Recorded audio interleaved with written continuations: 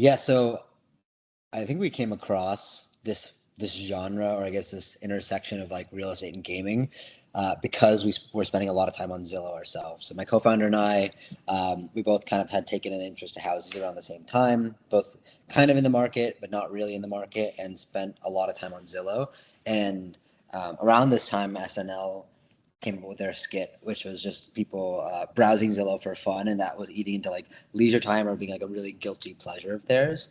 And we had this realization that people are on websites like Zillow looking at houses purely for fun. They're not really most of them, the vast majority of them, have no interest in buying a house, at least within the next 12 months. And so if you have Zillow has hundreds of millions of monthly active users, and they're only like a low single digit, I think 5 to 6, 7 maybe million transactions happening every year. That means there's 90 plus million people who aren't buying houses on Zillow every month, and presumably for entertainment purposes, because it's really fun to look at houses. And when we started interviewing people outside of direct people that we knew, a kind of recurring theme came up, which we kind of phrased as it was a fantasy. They were just kind of living a fantasy life of, if they had more money, could live anywhere in the world or the US if they wanted to. They like a house was how they really kind of anchored what that dream fantasy life would begin with. And so we heard that and we're like, oh, well, games deliver fantasies. Like our background was kind of adjacent to gaming. And so we asked the question of like, why has no one built like a game with real houses? And that was like the key, which was like use real houses, because that's what this audience and this demographic like came to Zillow for.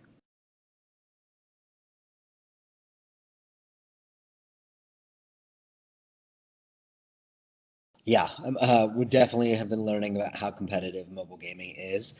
Um, I think the our biggest competitive advantage is we're a small studio, and we don't have to abide by the same constraints that a lot of mobile game studios have to. And I think key to that is our use of real properties. Most studios, I mean, there are real estate games that have been made out there that have hundreds of millions of downloads, billions in lifetime revenue, but they all are based off of fantasy, like rendered houses, right? They're not real houses and made up places.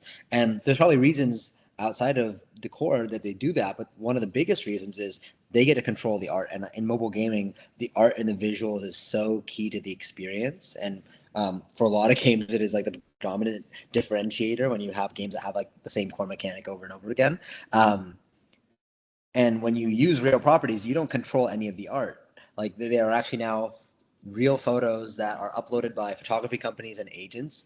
And now your beautifully designed game has third party assets in there that you don't really control. And I think most studios would just never even touch something like that. And for us, we're like, why wouldn't we? Like that's our whole thing, is we don't control the art. And that's what makes it unique. And differentiated, is these are real houses, and we're using things that exist in the real world, they're photos, and we're putting them in a 2D mobile casual game, which I think no one else has really dared to do. And there's a lot of challenges around that, both the legal and the UI UX around that. And I think we've been able to spend the last almost year plus solving those challenges. So we're really proud of that.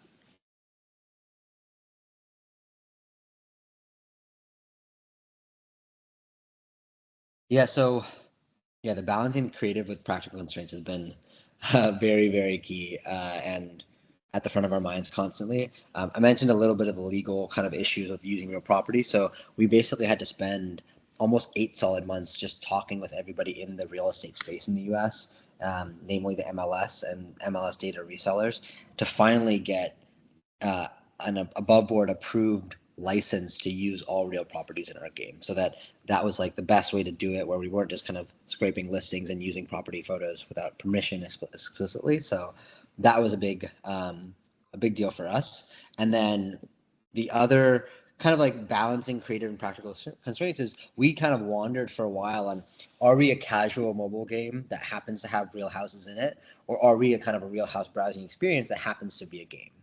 And those are kind of, at the end of the day, when you take each of those like lines of thinking and extrapolate them pretty far, they're two very, very different applications that come out outside that. And we started with the first, which was, why don't we just build a casual mobile game like the ones that are very, very popular today, maybe even like a little 4X style, but put real houses in it. And it worked decently well, but it wasn't working like, it wasn't attracting a unique enough audience, because we had an art style in it, we had textures and illustrations and cartoon characters and all this sort of stuff, and then they happened to be interacting with real houses. And the audience of people who actually were on Zillow, they didn't want to be playing a mobile game, and it felt too much like a game to them. So then we kind of did a complete 180 and said, no, we're actually just like a real estate application, but that happens to be a game. And we wanted to tread the line between people thinking, oh, we are just an app versus a game, and not necessarily categorizing us definitively as one of the two. And there are games out there that have done this precedent really well, like Design Home, Redecor are two examples that are in an adjacent space of like interior design, where half their users might call them an app and half might call them a game. Duolingo, again, people think of it as a language learning app, but it's really just a game underneath, and depending on who you ask, they might describe it differently. So I think we're kind of riding that wave of these kind of hybrid game app experiences, so to speak, and that took us like a year plus to kind of figure out and try both ends of the spectrum to kind of settle in the middle.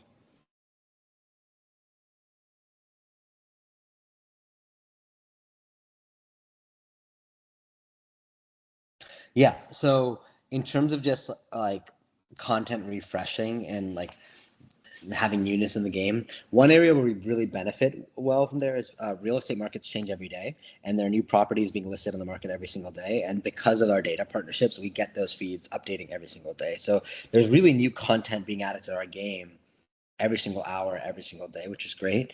In terms of like the actual progression, replayable mechanics, we're trying to follow the very tried and true kind of difficulty curve, where it kind of exponentially ramps up in difficulty and then it drops, so that people kind of feel, they feel really, really powerful for a couple moments and like are able to progress really quickly, and then it exponentially increases again. So you have these like building plateaus of difficulty. And we try to keep the mechanics fairly simple. So the biggest thing for us is when we were using the casual game but with real houses, we experienced a lot of ludonarrative dissonance, like where the game was just too fantastical, where it really broke from the reality of what real estate is today. And even though we were using real houses, and so how we kind of recentered was, not only are we going to keep using real houses, but we want to make sure there's like ludonarrative alignment, which is the fantasy that the game is saying, which is be a real estate mogul, buy your dream houses, all this sort of stuff. The ways you interact with real estate today in the real world needed to be the same kind of mechanics in the game, where you're buying and renovating and flipping and selling houses and progressing to nicer and nicer houses, and you experience vacation houses with friends. And that basically, like, what is the real estate mogul path in the real world, and how do we actually put that into a game, where there's tiers, like where you're going from apartments to townhomes to nice single family homes to mini mansions to mega mansions to now like billionaire houses to vacation homes and like just hearing the game where it follows the same path as the real world, but obviously in a much, much more accelerated and fun way.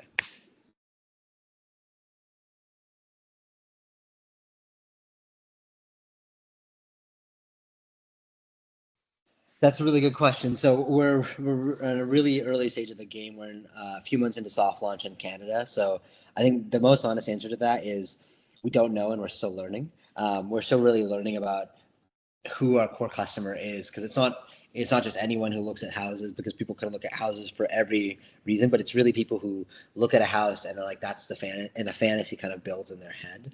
And we just want to make sure that whatever that fantasy is that's building their head, yeah, our game kind of latches onto that, but then also grows that, and it kind of serves as both an intrinsic and an extrinsic nudge there.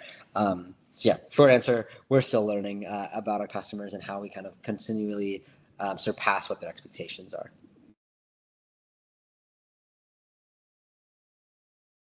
Yeah, so I'll be chairing a panel, so I'm very excited about that panel, but I'm also really looking forward to just learning from a lot of the really tenured, very successful speakers that are on the roster. And these are people who I've looked up to in the gaming industry, who built and scaled very successful games. And live service, live ops is just a category that we're still just at the very, very early stages of exploring. And I'm excited to learn from all of them and see how I can apply that to our game.